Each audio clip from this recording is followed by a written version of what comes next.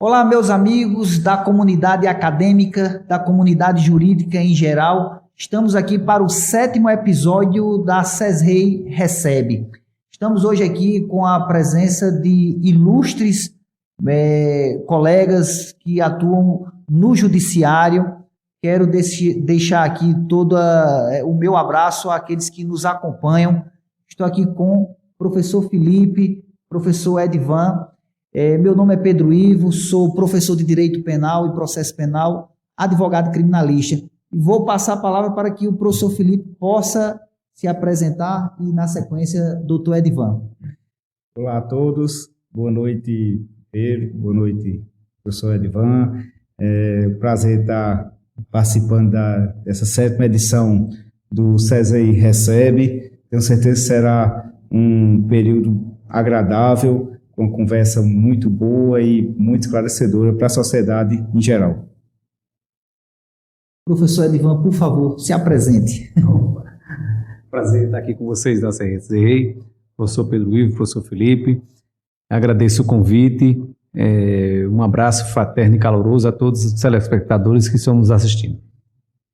Professor Edvan, eu tenho certeza que a comunidade jurídica e principalmente a comunidade acadêmica quer saber um pouco da sua história, da sua trajetória até chegar à magistratura. Não é novidade para ninguém, professor Felipe, que a carreira da magistratura é uma das mais cobiçadas nesse vasto leque do mundo jurídico. Então eu queria, doutor Edvan, que o senhor trouxesse algumas dicas para que os estudantes possam se dedicar, traçar uma meta, seguir um determinado caminho, porque não é fácil chegar à magistratura. Eu queria saber do senhor o que é que o senhor fez para conseguir algo tão exitoso, tão maravilhoso que é ser um magistrado.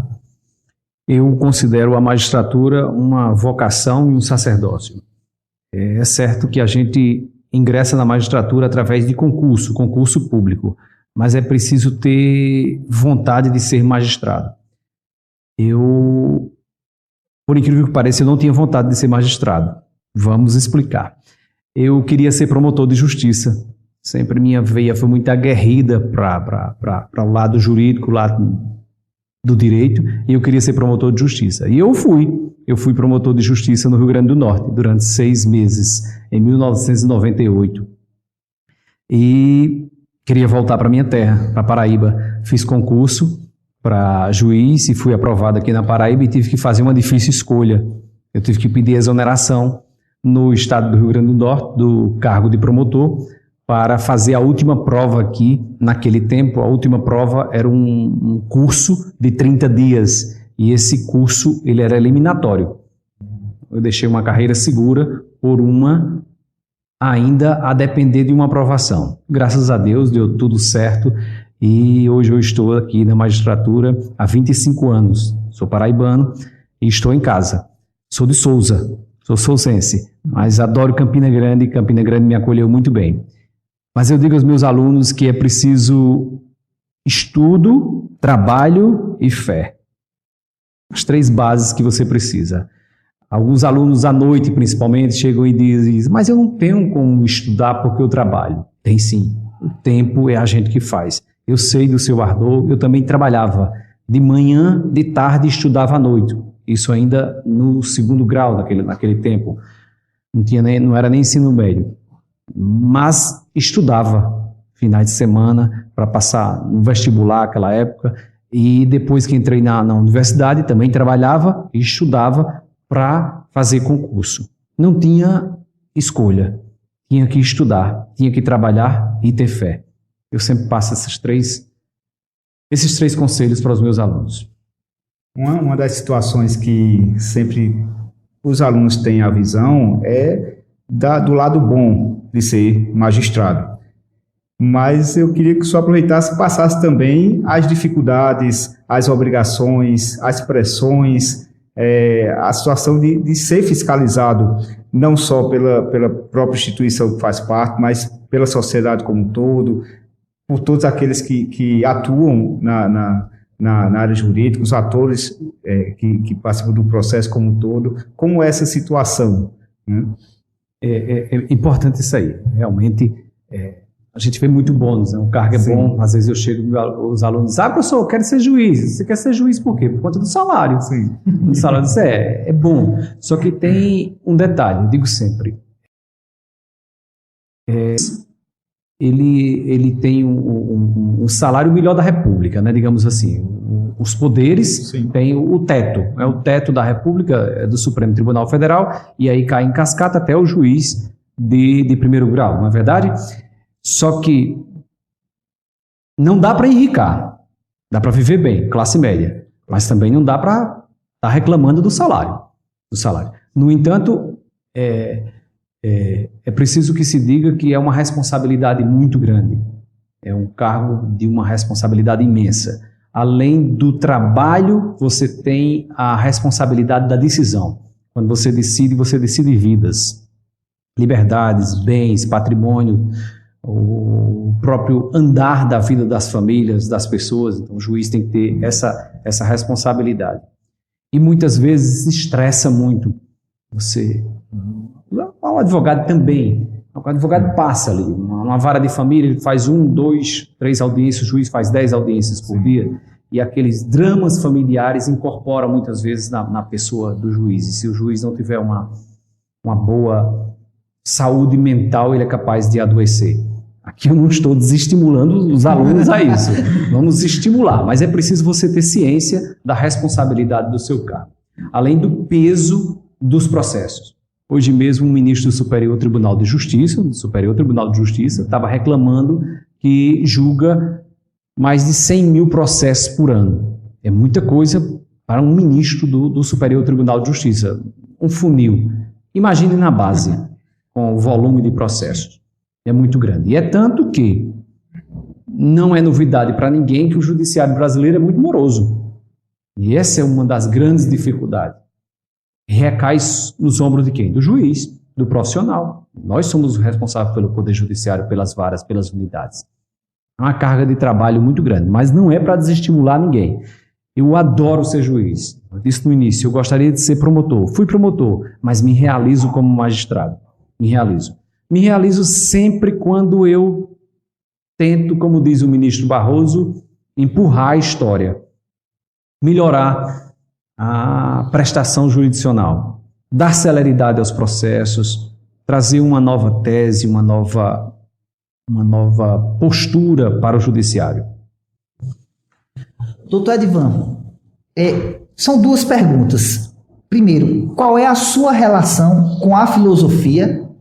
E isso contribui para que o senhor desenvolva um trabalho de excelência na magistratura, com sensibilidade. Claro que eu até ouvi certa feita de um desembargador que eu admiro bastante, ele dizendo, eu não posso ter sensibilidade, senão eu não julgo. E eu pergunto, há possibilidade de um magistrado, mesmo pautado na lei, sem que seja totalmente kelseniano, tem como ele julgar e também se sensibilizar com a causa? Eu sou formado em filosofia. Eu queria fazer filosofia. E tinha um curso de filosofia em Cajazeiras, eu morava em Souza. Só que eu não tinha condição de ir para Cajazeiras. Cajazeiras fica 45 minutos, mas aquela época de Souza, era muito difícil. E eu não tinha condições de me deslocar até Cajazeiras. E em Souza, naquela época, em 91, só tinha um curso, que era o curso de Direito. Eu não tive escolha. Eu, às vezes, hoje vejo os alunos, e aqui a própria CRCI tem vários cursos, e os alunos olham em vários cursos, eu tenho que escolher. É como se fosse a gente indo numa loja de sapatos. Eu queria vermelho, eu queria azul, um sapato azul. Em nosso tempo, muita gente não gosta dessa expressão, seu tempo é seu tempo, meu tempo é meu tempo. Mas meu pai chegava com um sapato e dizia, esse aqui e acabou. Sim. Não é verdade? Hoje, os alunos têm uma ampla gama de escolha de vários cursos e ainda fica em dúvida. Eu só tive a escolha do direito. E o direito, graças a Deus, foi o caminho para a minha realização. Mas eu queria fazer filosofia. Quando eu me formei em direito, passei para o concurso da magistratura, eu fui trabalhar no Iraúna. E o Iraúna fica a 70 quilômetros de Cajazeiras. Eu fui fazer filosofia, realizar meu sonho. Eu sou formado em filosofia. E isso ajuda demais.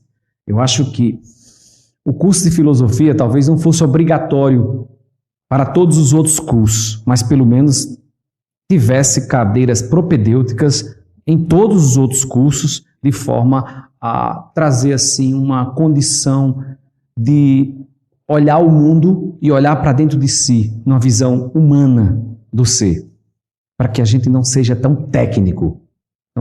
O juiz, ele pode ter sensibilidade, eu acredito que ele deve ter sensibilidade. Ele não pode usar de sua sensibilidade para julgar a causa de forma enviesada.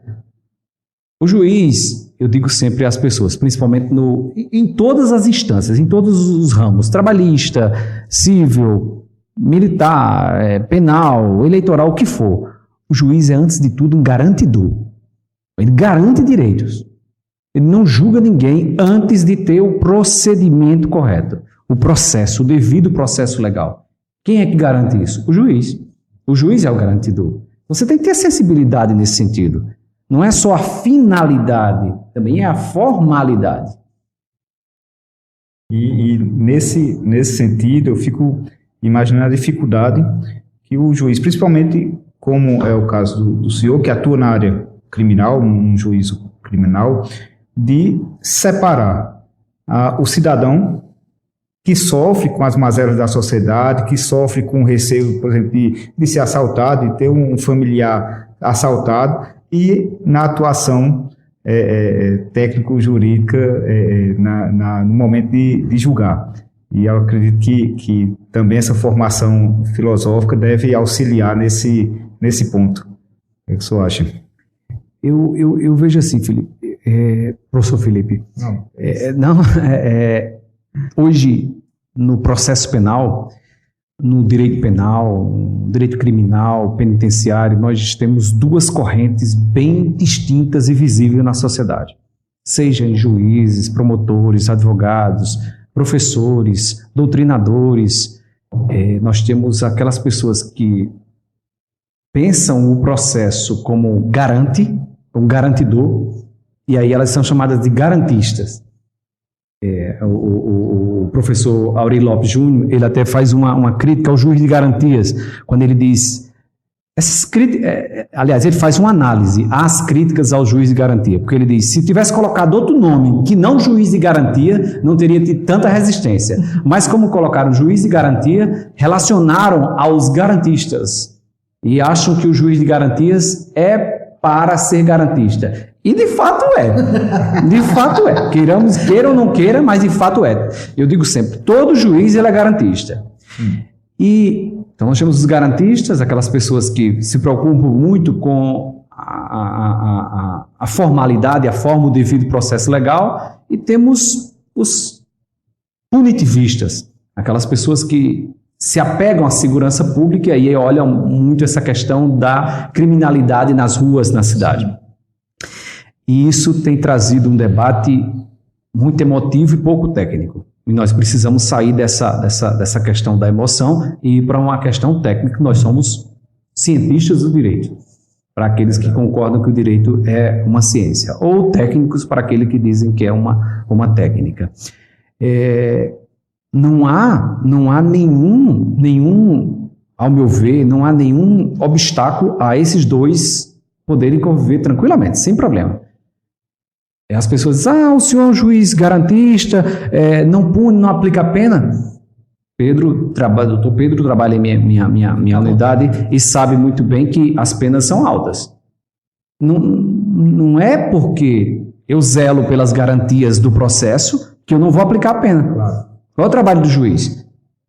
E retirando garantias, por exemplo, quando o delegado pede uma busca e apreensão, por que ele pede? Porque existe um direito fundamental inviolável, que é o do lar, que ele não pode. Então, ele sabe que ele não pode ir lá e quebrar. Quem quebra essa garantia? O juiz.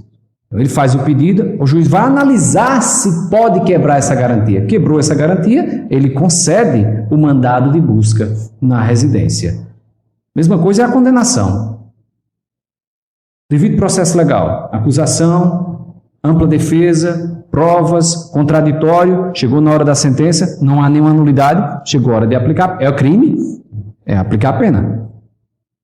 ao meu ver, não há nenhuma dissonância cognitiva aqui entre punitivistas e garantistas. É apenas uma discussão que não é técnica, é emotiva e tem prejudicado muito o processo penal. E aproveitando, professor Pedro, essa deixa de professor Edivan falar do juiz das garantias, vamos entrar nesse tema que realmente é um tema muito importante. Há necessidade de um estudo aprofundado, que não, apesar de não ser um instituto novo, o estudo vem já no anteprojeto do novo Código de Processo Penal, já foi votado no projeto do Código de Processo Penal, que está dormindo lá na Câmara, foi aprovado no Senado, está dormindo lá na Câmara, e a situação toda teve uma maior repercussão quando ele foi incluído também no famoso pacote anticrime. E aí, a partir do pacote anticrime, o juiz das garantias adentrou no processo penal, e depois vieram algumas decisões do STF suspendendo os efeitos de alguns dispositivos, dentre esses dispositivos, o dispositivo do juiz das garantias, e teve uma decisão relativamente recente agora do STF, meio que definindo, e isso dando um prazo para os tribunais implementarem tudo. E vou começar perguntando a opinião geral sobre esse instituto. Qual a opinião do senhor sobre esse instituto? Se é um instituto que vai trazer benefício, vai trazer mais problema?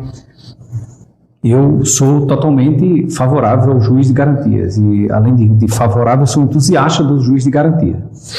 Além do juiz de garantia, o pacote anticrime, eu nunca vi uma lei que não fosse anti o crime, a favor do crime, eu nunca vi uma lei, mas tudo bem, pegou no Brasil, você sabe como é que é, né? Pega e fica, a gente tem que referir-se a ela. O pacote, ele traz uma inovação melhor e maior do que o juiz de garantia, que é o artigo 3º-A, quando ele institui o sistema acusatório puro. Se Auri Lopes Júnior me ouvir falar de sistema acusatório puro, ele pula em minha goela, né? Ele pula em meu pescoço. Ele disse que não existe essa história de sistema acusatório puro ou misto. Ele é puro ou não é. E, infelizmente, o Supremo deu uma contornada ali, porque é muito difícil, na sociedade brasileira, a gente se desvencilhar dessa roupa antiga do sistema inquisitorial. O nosso sistema, antes de 88, com o CPP de 1941, ele é inquisitorial. Você olha a exposição de motivos e ele é literal no sentido de dizer que é inquisitorial. Vocês lembram que o juiz poderia abrir processo. O nosso CPP, o artigo 395 ou 397, eu não sou bom de decorar artigo, ele dá ao juiz o poder de julgar, condenar uma pessoa, mesmo o Ministério Público pedindo a absolvição. Está lá no CPP, e o STF não se cansa de dizer que isso é constitucional. Ou seja, o mais importante que o juiz de garantia seria o sistema, e aí eu preciso dizer puro, né? O nosso sistema é acusatório, mas não é puro. O juiz produz prova. A produção de prova pelo juiz é assim, uma loucura no processo penal. E eu não me canso de dizer isso aos meus alunos, que eu produzia prova conscientemente, sem me conscientizar dessa conduta inquisitorial, e prejudicava muitas vezes o réu, porque o juiz fala por último. Não é a defesa que fala por último, a defesa fala por último em relação ao Ministério Público, mas o juiz fala por último. E aí ele produziu uma prova. Vou dar um exemplo a vocês. Terminava toda a inquirição da testemunha e não sei nem se deveria deixar isso gravado, mas vou confessar isso que eu fazia. Utiliza a sua liberdade de cátedra. Mas fica gravado aí. Mas é algo que a gente precisa fazer assim uma depuração do que fazia e não faz mais. Então imaginemos que tem muitos. Um menor e um adulto são presos. E um vai para uma justiça, outro vai para outra. Então, o menor está na justiça da infância e da juventude e o adulto numa vara criminal. Vocês sabem que, na prática, o menor ele chega lá e conta o que aconteceu. E o adulto, o acusado, geralmente não. Ele tem uma defesa, sabe que o processo é mais, digamos assim, duro. E aí, o que eu faria? O que eu fazia? Toda vida que terminava a instrução das testemunhas, eu, de ofício, oficiava a vara da infância e da juventude para que remetesse o interrogatório do menor para dentro do processo. Uma conduta inquisitiva depois das partes. Não faço mais isso. Me conscientizei que isso não é um sistema acusatório, e sim um sistema inquisitorial. Mas veja o exemplo aqui da condenação, mesmo o Ministério Público pedindo a absolvição. O Supremo diz que é constitucional, os juízes fazem, aplicam direto. Como? O acusador diz que não há crime, mas o juiz condena. O mais importante seria a gente ter um sistema acusatório, entre aspas, puro, onde as partes produzem a prova, o juiz julga. Nada de juiz produzir prova, nada de iniciativa probatória do juiz. E o juiz de garantias é um reflexo desse sistema acusatório, para que o juiz que vai julgar não seja contaminado pela prova do inquérito policial. Como é que acontece o inquérito policial? O delegado chega para o juiz e diz: olha, doutor, tem essa organização criminosa aqui, tal, e eu queria esse mandado de busca e apreensão, eu queria fazer essas escutas telefônicas. O juiz está acompanhando todo aquele desenrolar. Logo, ele tem a percepção primeira e já primária de um julgamento condenatório. Depois é que a defesa vem fazer o contraditório. Não é verdade? Se esse juiz de garantia terminar aqui esse processo, o juiz de garantia na primeira fase, essa fase que eu estou falando, inquérito policial, medida de busca e apreensão, interceptação telefônica, até audiência de custódia, é o juiz de garantia que faz. Terminou esse trabalho do juiz de garantia, os autos irão para um juiz julgar sem que ele tenha antes sido contaminado por essas provas primeiras. Então haverá um debate inicial entre o Ministério Público, e o juiz vai tomar conhecimento depois da denúncia, com a defesa, e aí sim ele tem a condição de fazer um julgamento mais objetivo, mais imparcial. Observem que isso é uma defesa para a imparcialidade do juiz. Exato. É uma proteção ao juiz. Proteção. E a maioria da magistratura, infelizmente, é contra. Era a pergunta que eu ia fazer logo após, porque realmente me parece que teve um entendimento contrário, tanto não só da magistratura, mas também do Ministério Público. E a que se deve isso? Qual seria o motivo na visão do senhor? Porque assim, a criação de um juiz específico, gastos do judiciário, a gente já visualizou a legislação criando outras situações similares, e que não teve essa repercussão. A própria audiência de custódia criou uma responsabilidade, legislação criando juízos novos como violência doméstica, até indo para outras áreas como juizado da fazenda pública, e não se vê uma preocupação com o gasto do judiciário, com a dificuldade de implementação. Então, a que se deve isso? Resistência ao novo, resistência a gente mudar de roupa, a mudança de roupa do sistema inquisitório. O juiz quer continuar com esse poder inquisitorial, o promotor quer continuar com esse poder inquisitorial. Há um projeto de lei no Congresso para que o promotor seja obrigado a dar ciência à defesa de todas as provas que ele tiver. E hoje nós não temos essa obrigatoriedade. A defesa toma conhecimento, às vezes o Ministério Público junta uma prova na audiência de instrução e julgamento. E você falou da audiência de custódia. Sim. A audiência de custódia teve uma resistência enorme e ela foi, assim, ela foi usada como o objeto de demonização. O réu foi preso por conta da audiência de custódia. O réu foi solto por conta da audiência de custódia. A audiência de custódia é para soltar réus. Sim. E ainda bem que hoje a gente já está perdendo esse preconceito com a audiência de custódia. E eu espero que aconteça também com o juiz das garantias. Com relação a valores, se vai custar alguma coisa para o judiciário, é preciso que a gente entenda que não há criação de novos cargos, não é um cargo, é uma função. É uma função. Então, é como se fosse o juiz da custódia. Não tem um juiz da custódia? Sim. sai o processo de juiz da custódia e vai para um outro juiz. É como se fosse o tribunal. O tribunal não, que aí seria a criação de cargos. Mas vamos dar um exemplo de duas varas. A primeira vara criminal, a segunda vara criminal de Campina Grande. A primeira vara criminal, quando um processo de inquérito policial for despachado para lá, o juiz da primeira vara criminal, que é o juiz competente, o juiz natural, não irá julgar, não irá analisar esse inquérito. Esse inquérito passa para o juiz da segunda vara, que será o juiz das garantias da primeira vara. Até via a denúncia, quando chegar a denúncia, ele remete. Já fez todas as medidas cautelares, já analisou tudo, prisão em flagrante, decretação de prisão, interceptação telefônica, busca, digamos assim, já foi contaminado por aquele inquérito, ele manda a denúncia, aí sim, o juiz da primeira vara criminal vai julgar, sem problema. Não há criação nem necessidade de outros juízes. A resistência é ao novo.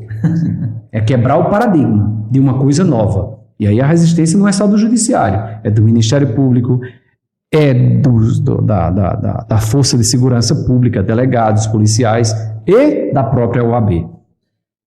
Doutor Edivan, ainda dentro do pacote anticrime, eu vou fazer duas perguntas ao senhor, mas antes eu vou contextualizar para a comunidade acadêmica que nos acompanha.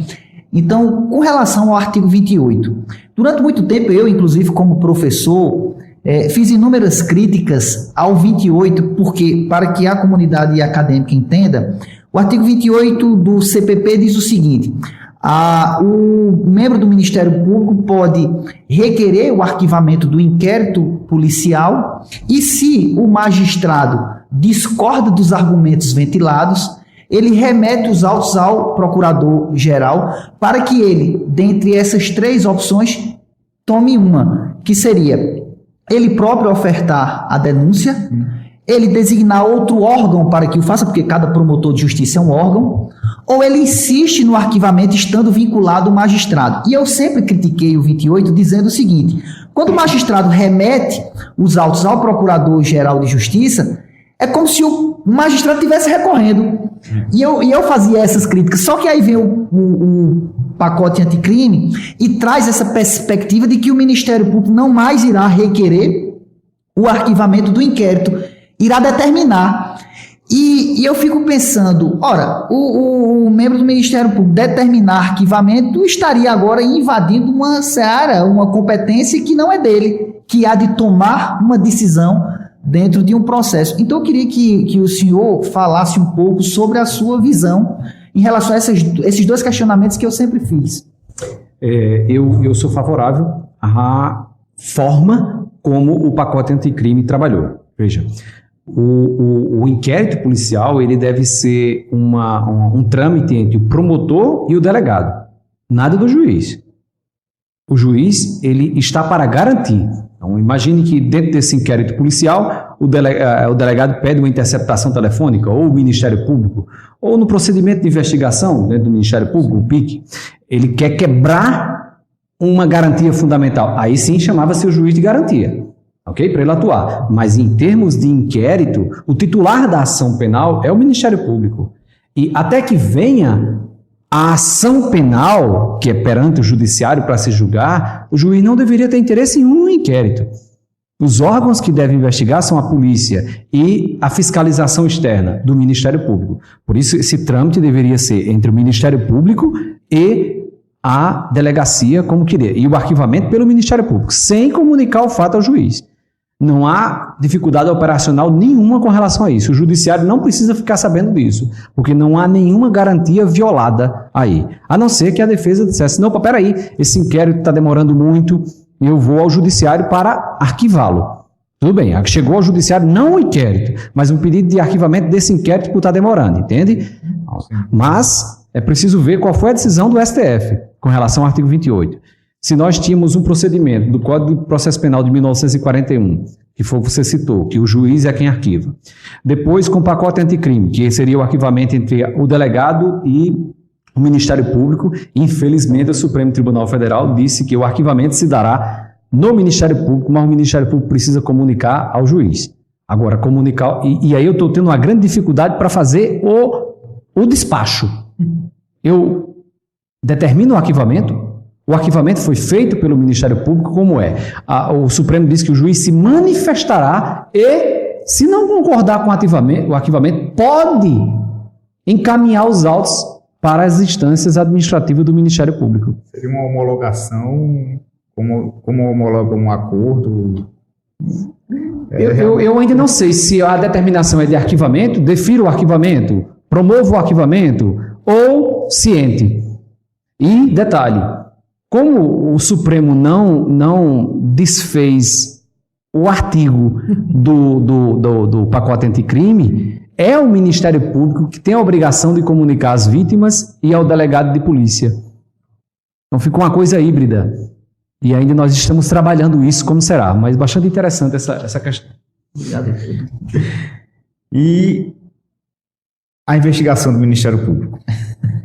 Qual é a sua opinião? Sabendo que a gente já passou por um período que chegou a se discutir mais essa questão. Acho que na época aquelas grandes manifestações de 2013, tinha até uma PEC que tinha tido muita força por causa das polícias judiciárias, que tinham interesse, que seria para limitar a investigação para as polícias. E, se eu não me engano, naquela época terminou essa discussão da PEC entrando nas manifestações, tudo, teve a repercussão e o Congresso rejeitou essa PEC.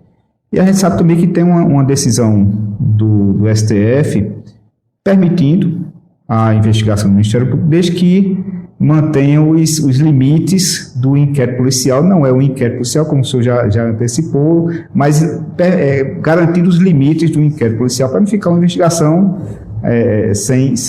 sem prazo para finalizar, sem um mínimo de regramento. Mas fica também essa situação de discussão também dentro do sistema acusatório de acumulação de funções, né? O investigar e acusar.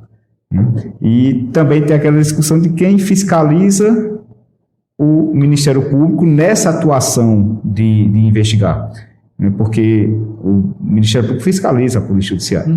Né? Como é que fica essa situação? Qual a opinião do senhor? Aí nós temos duas análises, uma conceitual e a outra de choque de poderes, que é um jogo de interesse entre a Polícia Judiciária e... Jogo de interesse não, um choque de interesse entre a Polícia Judiciária e o Ministério Público. De fato, pela finalidade da Constituição, a Polícia Investigativa seria a Polícia Civil, a Polícia Federal. O Ministério Público seria o fiscal externo dessas polícias. Mas eu concordo em termos conceituais, eu concordo com a fiscalização, com a abertura de investigação pelo Ministério Público. Ele é o autor da ação penal. O inquérito é destinado a ele para que ele entre com a ação penal. Portanto, desde que o Ministério Público, e aí eu acho que falta, é isso aí, regramento, normatização de como se daria esse PIC, né, esse procedimento investigatório do Ministério Público. Tendo regras, publicidade, ampla defesa, abertura para que a defesa possa ter acesso aos autos. Não vejo problema com relação a isso, mas precisa se operacionar. E destaque, na decisão do pacote anticrime, do juiz de garantia, o Supremo determinou que todo procedimento investigatório preliminar do Ministério Público seja comunicado ao Judiciário. Algo que é bom para garantir a publicidade, mas que eu não gostaria que fosse assim. Eu gostaria que fosse como o artigo 28 como veio no pacote anticrime. Ministério Público investiga, Polícia Civil investiga, só vem para o juízo a ação penal. Doutor Edivan, eu não sei se o professor Felipe ia complementar, não. Se for, fica à vontade. Doutor Edivan, eu sei que o senhor já trabalhou no Tribunal do Júri. Eu, infelizmente, não tive a honra ainda de trabalhar no júri presidido por Vossa Excelência, mas eu queria ouvir a sua opinião, porque eu sei que o senhor também é um entusiasta do rito do júri.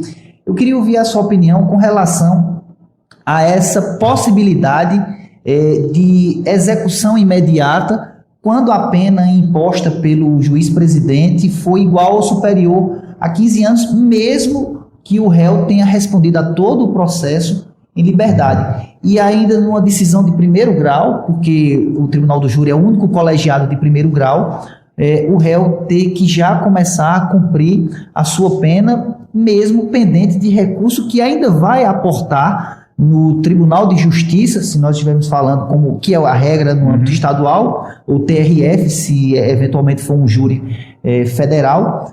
Então eu gostaria de saber do senhor se esse posicionamento é coerente, fere o princípio da presunção de inocência, ou como querem os promotores, de não culpabilidade. Gostaria de ouvir a opinião do senhor.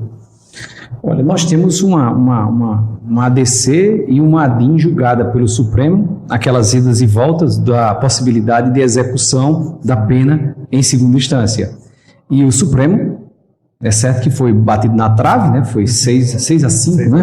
6-5, disse que é inconstitucional a execução de pena antes do trânsito julgado. Aliás, eu não sei porque foi parar, a cargas d'água foi parar no Supremo Tribunal Federal. Porque a literalidade da Constituição é veemente. Ninguém será considerado culpado até o trânsito de sentença penal condenatória. Trânsito julgado de sentença penal condenatória. Um direito fundamental. Muito bem?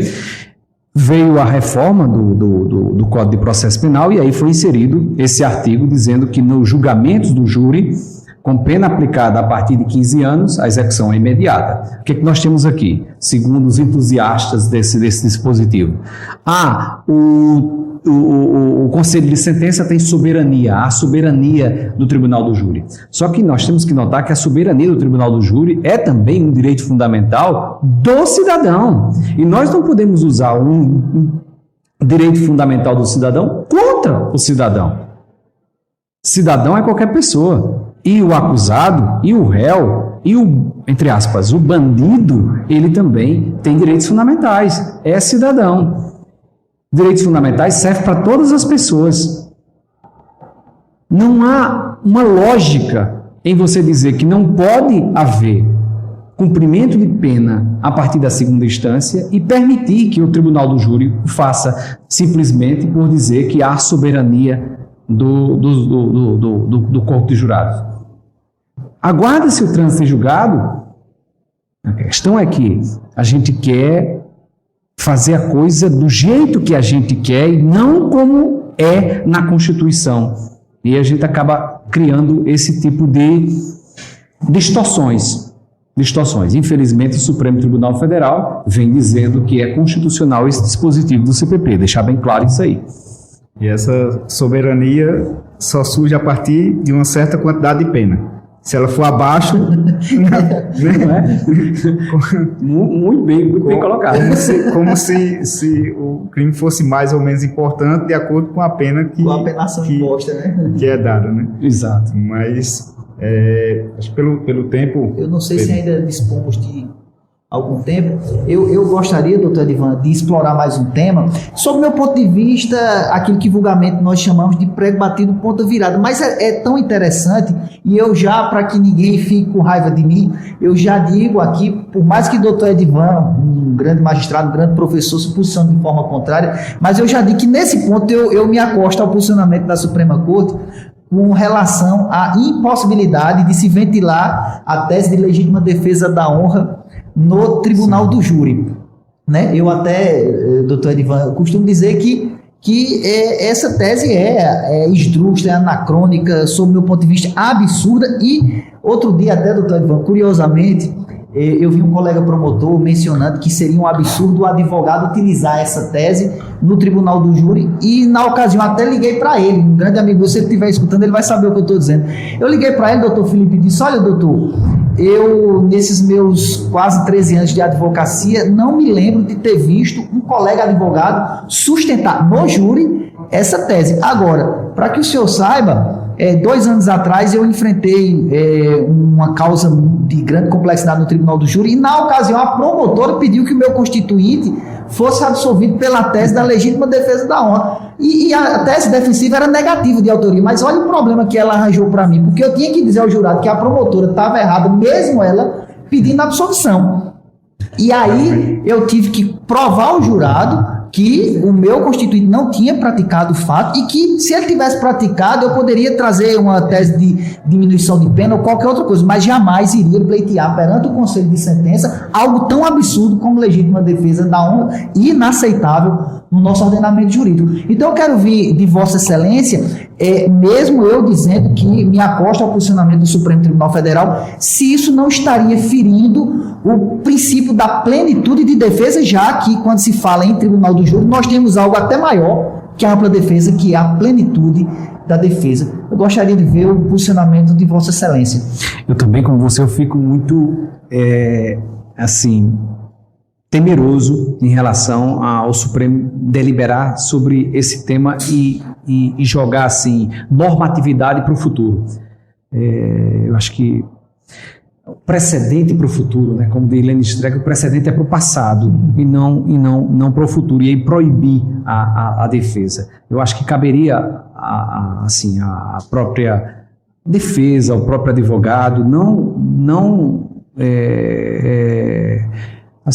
praticar esse tipo de defesa no tribunal do júri, melhorar a cultura no país para não aceitar mais esse tipo de defesa. Como tu bem disseste, eu concordo com o Supremo, realmente é inaceitável esse tipo de defesa ainda no tribunal do júri, mas é melindroso você dizer o que pode e o que não pode a defesa pleitear no tribunal do júri. Até porque nós temos o quesito genérico. Sim. Que no nosso júri os jurados não precisam motivar, eles absolvem por qualquer causa. Não se sabe se ele absolveu pela legítima defesa da honra.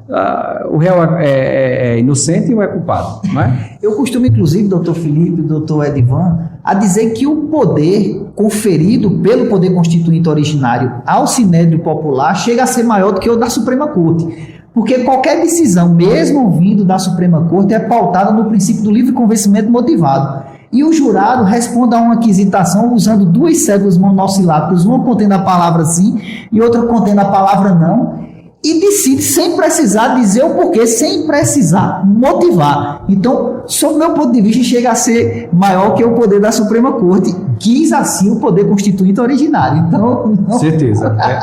Nós temos que pensar também em muitas modificações para o Tribunal do Júri. Eu sou favorável à instituição Tribunal do Júri, defendo e digo sempre que é a soberania sendo exercida dentro do Poder Judiciário. Aí você tem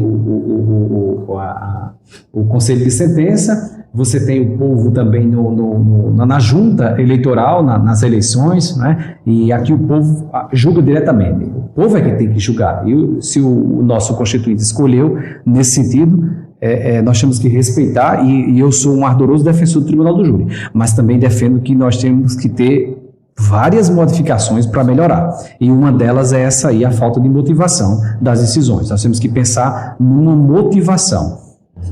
Como se fazer, eu não sei dizer aqui agora, mas é muito complicado também deixar a pessoa votar um sim ou não sem justificar o porquê. E com relação a essa questão da tese da defesa, ainda lembra que ainda tem a questão da autodefesa. Exato. Porque pode o advogado não fazer essa argumentação na sua fala, mas o réu vai no seu interrogatório e diz, não, eu fiz por garantir a minha honra.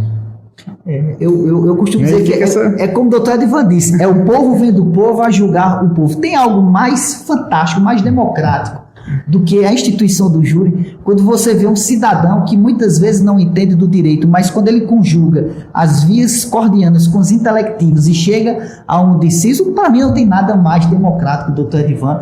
Já sinalizaram ali, doutor Edivan, que o nosso tempo está praticamente encerrado, então eu vou passar a palavra para o senhor, para que faça as suas considerações finais, já agradecendo a sua participação conosco hoje aqui, foi muito, muito proveitosa. Eu vou me antecipar para finalizar também, e nessas considerações finais, professor Edivan, pedir para, se tiver alguma ajuda, algum apontamento para os nossos alunos, para os nossos estudantes, alguma dica de como seguir seus objetivos, como alcançar seus sonhos, o senhor fica à vontade também. Eu gostaria de agradecer o convite mais uma vez, à Faculdade 6 Reis, o curso de Direito, de Wendel. Gostaria de agradecer a acolhida hoje aqui. Muito obrigado por tudo. Doutor Felipe, doutor Pedro, muito obrigado por esse papo, foi bem legal e bem informal, isso é importante. E dizer aos alunos que estudem, o caminho é estudar, com um método de estudo, com uma finalidade, o que é que eu quero? O que é que eu quero? Não adianta também sair estudando atabalhoadamente, sem um método de estudo, sem uma finalidade. Às vezes, e nós ensinamos muitos alunos para concurso público, e às vezes eu dizia aos meus alunos, olha, tem 30 vagas, mas tem 2.000, 5.000 concorrentes, mas coloquem na cabeça que uma das vagas é sua, e as outras 29 é para concorrência. Mas para isso, você precisa estudar, se dedicar, pegar o edital, correr atrás, se dedicar. Se você tiver só esse pensamento dessa vaga, dessa finalidade, e ficar em casa vendo WhatsApp, vendo Instagram, vendo TikTok, você não vai para canto nenhum. E tem que se aprofundar, gente. Hoje em dia, infelizmente, eu acho que vocês notam isso também, nós estamos numa geração manchete, que as pessoas não querem mais ler um livro de 200 páginas, ele quer apenas um resumo. Tem um resumozinho ali, eu vou ali e leio aquele resumo. Vê a manchete da notícia, mas ele não lê a notícia como um todo. E às vezes a manchete não diz o que é a notícia e ele sai propagando aquilo que não é verdade. Eu chamo isso de leitores de manchete. E a gente precisa se aprofundar, ler, estudar para valer. Seria esse em poucas palavras.